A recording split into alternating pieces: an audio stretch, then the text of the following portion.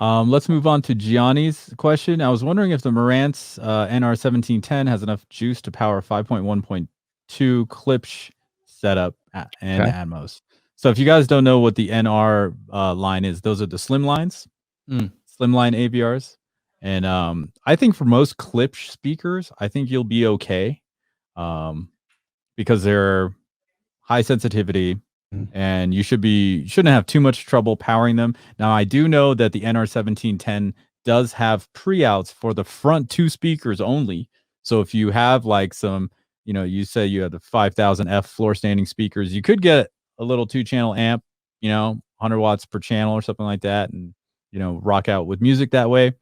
But I think you can run a 5.1.2 setup without issues.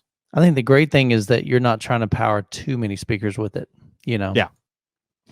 And so, and on top of that, like Chana mentioned, with the Klipsch speakers, you get that added benefit of being able to have less wattage and kind of get more bang for your buck, if that makes sense, because you don't have to have, a massive, power supply, toroidal transformer,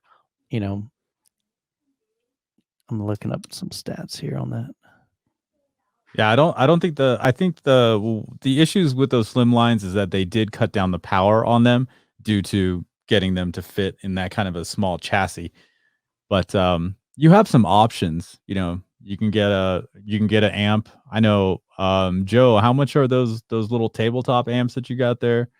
Oh, I mean, they have some you mean those little tiny amps? Yeah. Class B amps, they're like, some of them are under $150 for the SMSL stuff. They have an 8018 is the one I still like. Their older one. 8018, $144, I think, somewhere around there. And then Micah makes some that are like $99. Yeah. 8250. So Gianni, you got some options there because you can run the NR1710 with one of those little amps for your towers, and you'll probably be set.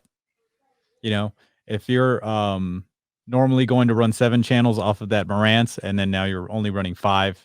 Yeah, yeah. I think, looking at the specs on that, I mean, it's rated at 50 watts at 2 channels driven. So then when you add 7, you're definitely going to be taxing that receiver. Yeah. So if you were going to go that route, just look into getting an amplifier for the front 2 channels, and you'll probably be okay. Because those things are mainly like a space saving situation. Yeah. I want to get one just for the bedroom. I should just do like Atmos in the bedroom. They look fantastic, man.